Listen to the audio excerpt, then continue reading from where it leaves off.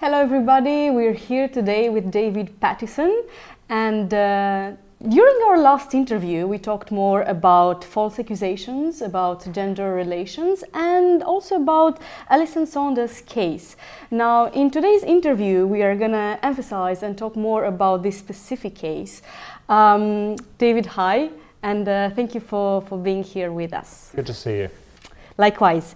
Now, for the people who just joined us, can you please recap and tell us who is Alison Saunders and what is the case that you have against her? I'm leading the Citizens Prosecution of Alison Saunders, and she was the head of the Crown Prosecution Service in Great Britain.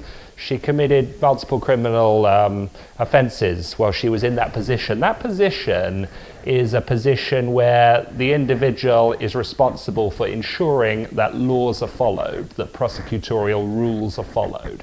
So to be delinquent in that duty is a bad situation, but Alison Saunders was not delinquent in the duty of ensuring rules were followed. She was actively breaking the rules.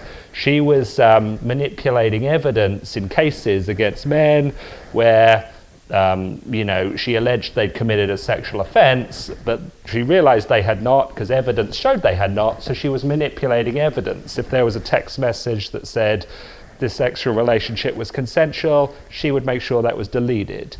If there was a witness that said this is a great guy, he never would hurt anyone, that witness was thrown out of the case. So juries were presented with a false picture of the male to present him as a sexual criminal, and he wasn't. Now what happened in a lot of these cases was juries saw through this and acquitted these men.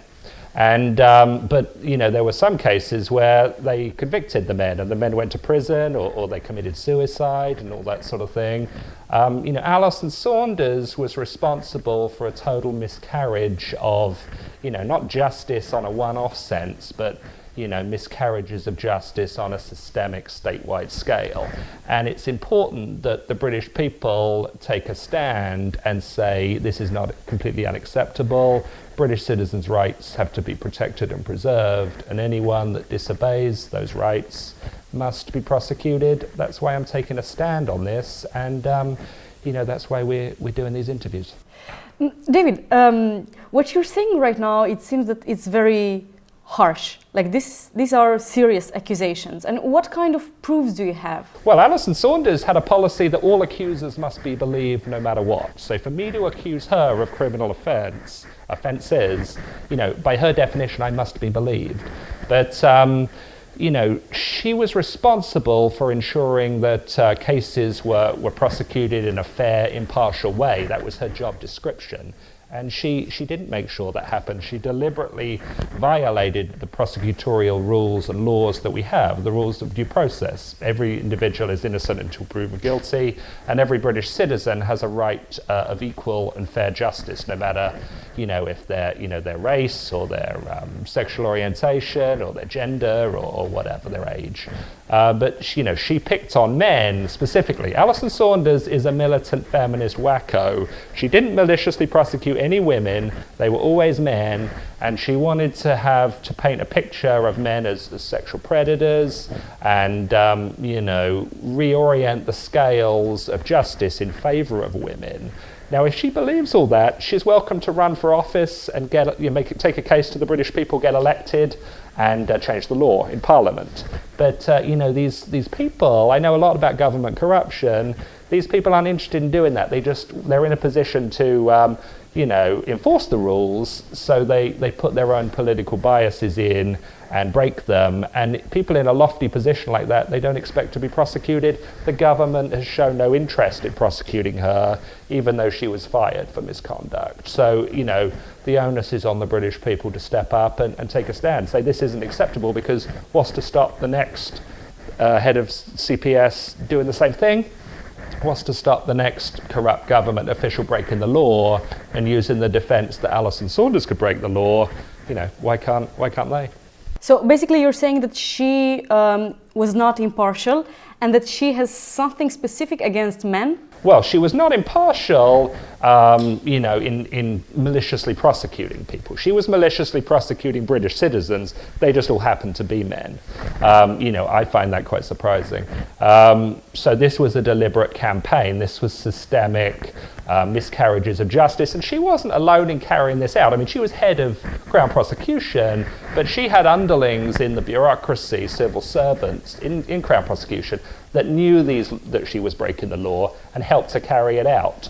Because when you do a citizens prosecution like we're doing, you know, we need to look at all the memos, all the emails, all the documentation to find out all these other people in Crown Prosecution that were breaking the law as well. We need them off the job. Alison Saunders has been fired, as you know. She's not in her position anymore. So people say to me, well, why should we bother prosecuting her? The problem's been solved. She's been fired. But, you know, there's still people in Crown Prosecution that, you know, are feminist people that have a strong bias against prosecuting men in these sexual crimes. They reorient the rules to favour malicious prosecutions, and they need to be held accountable as well. Who are you talking about? I'm just talking about people in the, you know, Crown Prosecution is a massive organisation. It's involved in prosecuting all cases across Great Britain, and there's tens of thousands every year. You know, there's people who do the prosecuting in court, the barristers, and there's people that are preparing the cases, there's clerks, there's all sorts of things. Alison Saunders was the first head of Crown Prosecution that had been promoted internally. She worked within the organisation, she worked her way up to the top and was appointed head in 2013.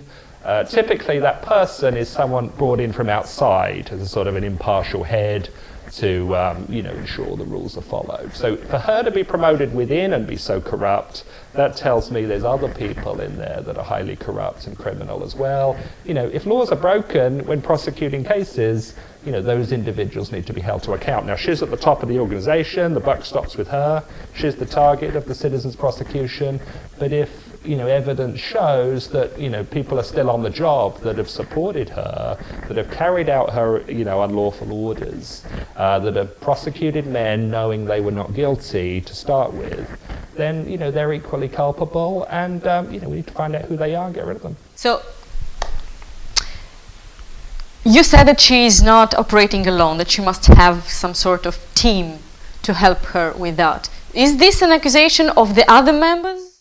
Well, I think the Citizens Prosecution, when we take it to court, we're going to find out what was going on. We're going to look at all the memos, all the emails, all the documentation.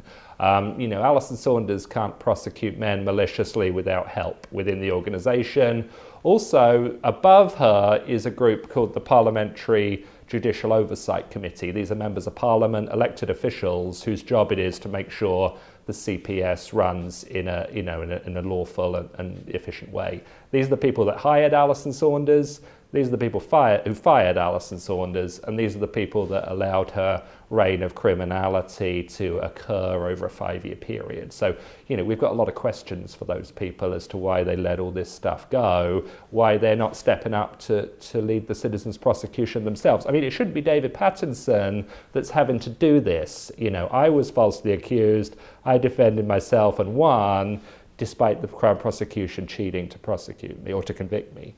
Now I'm having to go back and, you know, right the wrongs that were, you know, wronged against me, wronged against other men, because the government is unwilling to do it. They don't want to prosecute themselves and expose themselves for, you know, mismanagement and criminal behaviour. You know, it's down to the British people to step up and do it. That's what we're working on. Do you have like a personal issue with her or with her actions, or is it you have something against how the law is? Well, no, I think the law is fine, but if people are breaking the law, then we have to highlight that. Because the problem is, Alexandrina, if we let this go, what's to stop another member of Crown Prosecution breaking the law in the future, or today, for example? What's to stop members of other parts of government breaking the law and then saying, when questioned, well, if Alison Saunders can break the law, why can't I? we have to take a stand as a people. We have to hold our government accountable. They hold us accountable for good behaviour, and that's fine.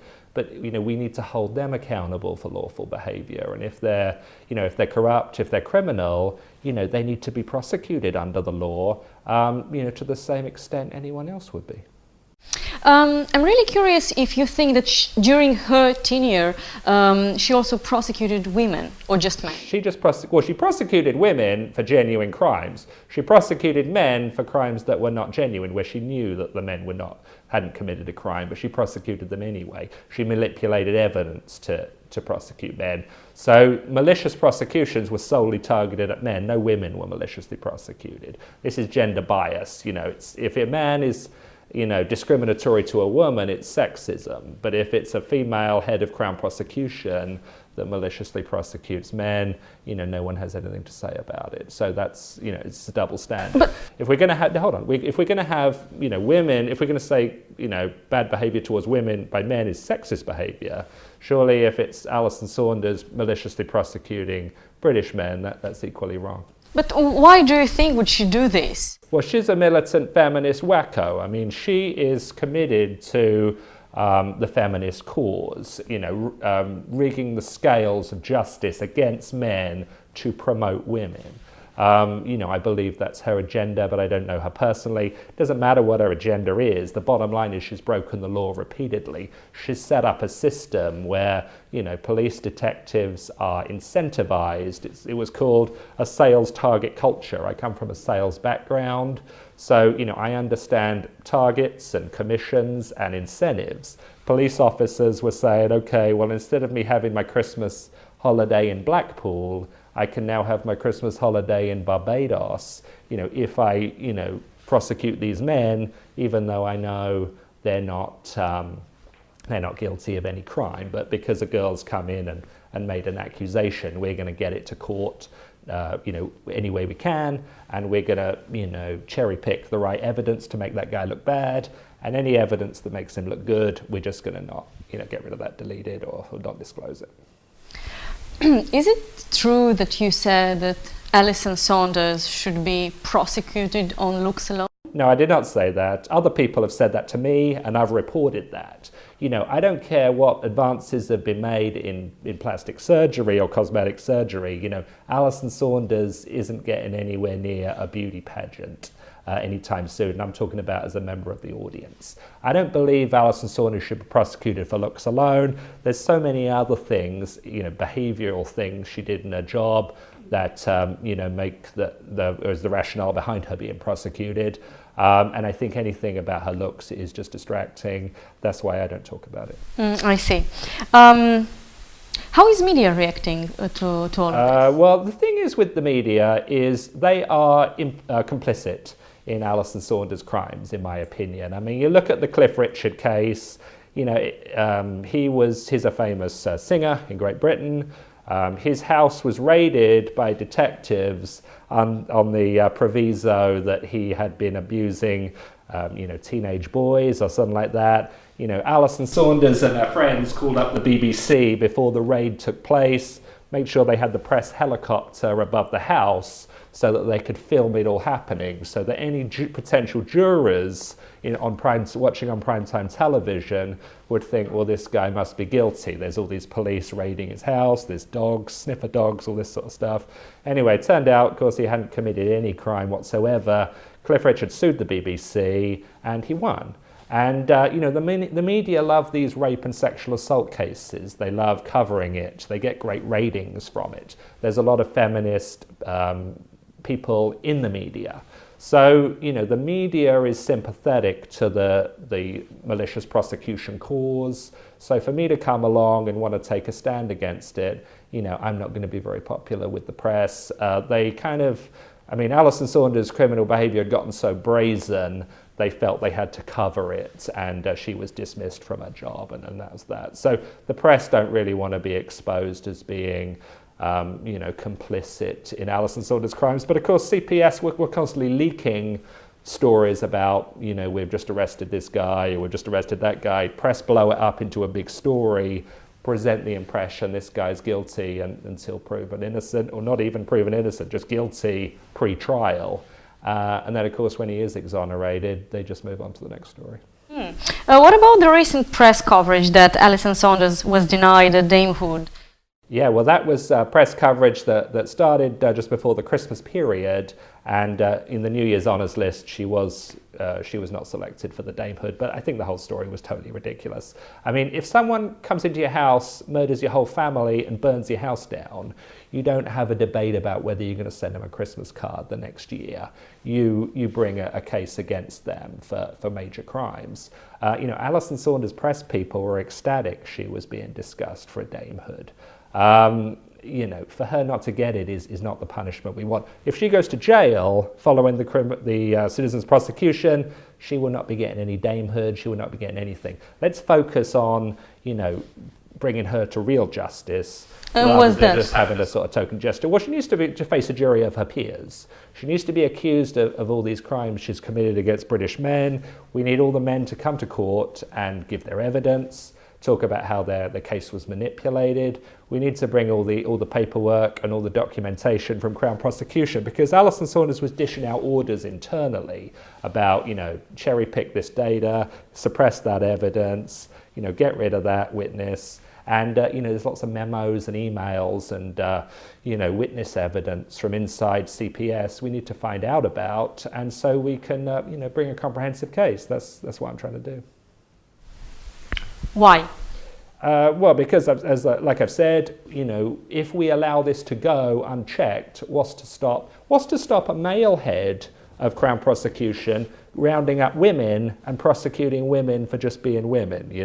We wouldn't accept that as a society. The feminists to be marching across the streets saying this is totally unfair treatment of women, and I'd be totally in support of that. It's not fair for a head of the CPS to maliciously prosecute anyone, whether it's women or anyone else. In this case, it was a female head prosecuting men, so society says, okay, well, that's just sort of unfortunate. But it's the same rules have to apply. If it's a man mistreating women, they are prosecuted. In this case, it's a woman using the levers of government to mistreat men illegally. She deserves the same punishment as anyone else would get. If she would be here right now, what would you say?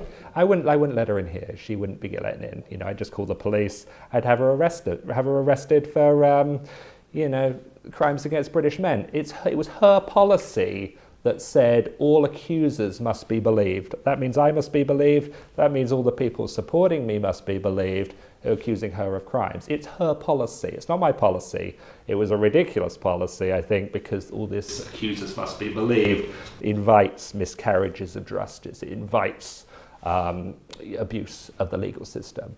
But, in this case, we've got plenty of evidence that Alison Saunders has committed crimes, and we can present that in court, no problem.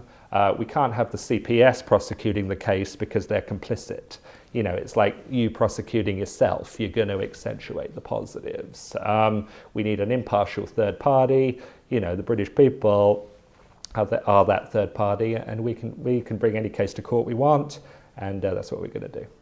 So what is the best outcome of all of this? Well, the best outcome is life in prison for Alison Saunders. What happens is when you have corrupt government officials, typically what happens is they're punished by voters at the ballot the next election, or these sort of groups spring up to sort of bring the parties together and listen and understand and learn and come up with solutions. But that's just wishy-washy stuff that never yields results. What needs to happen is if Alison Saunders is prosecuted and convicted, it's just going to kill all this malicious prosecution stuff and this rape culture and this gender relations fragmentation that we've got in the country. I want to have a big photograph of Alison Saunders in an orange jumpsuit put up in the lobby of Crown Prosecution so that all the workers there, when they go into work, can see it and they can learn or understand what happens to members of Crown Prosecution who break the law.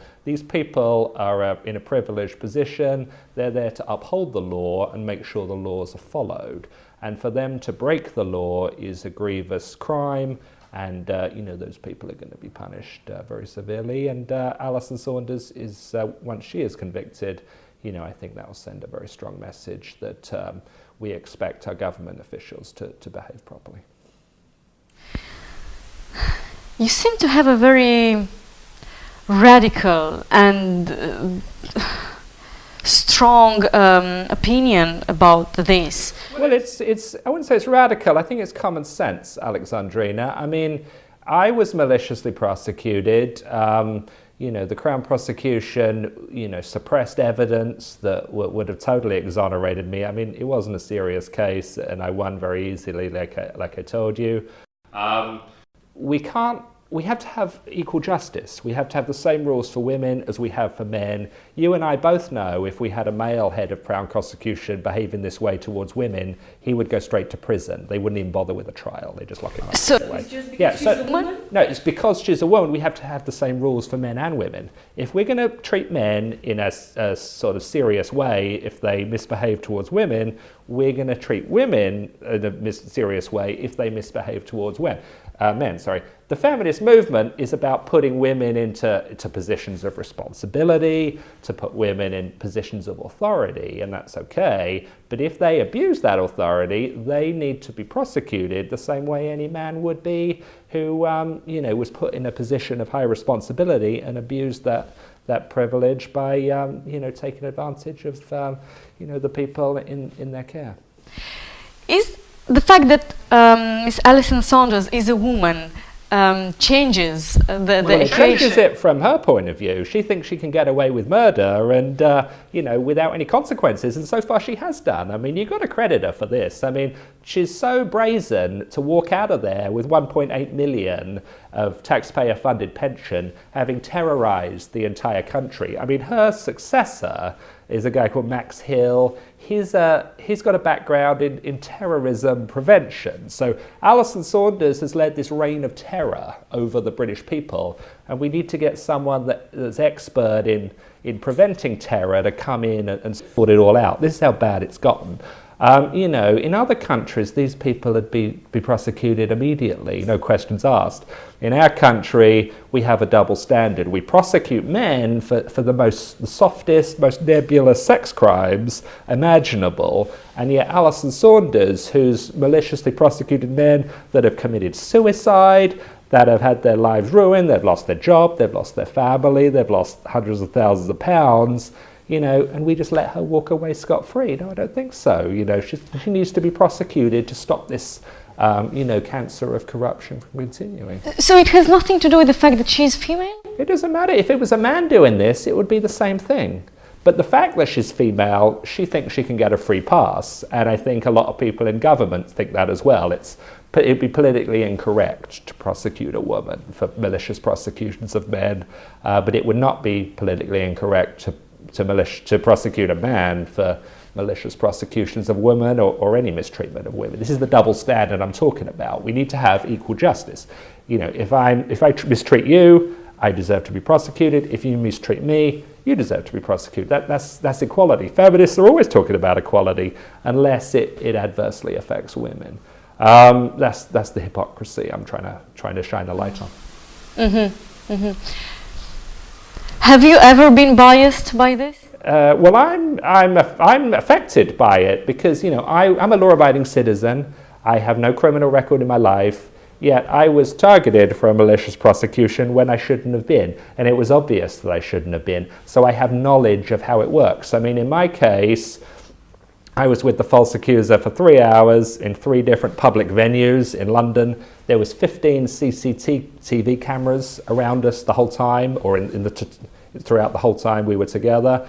And yet, when it came to my trial, there was 30 minutes of footage from one camera showed up. And I said to my lawyer, I said, where's the rest of the footage? And he said, well, we call this an Alison Saunders special.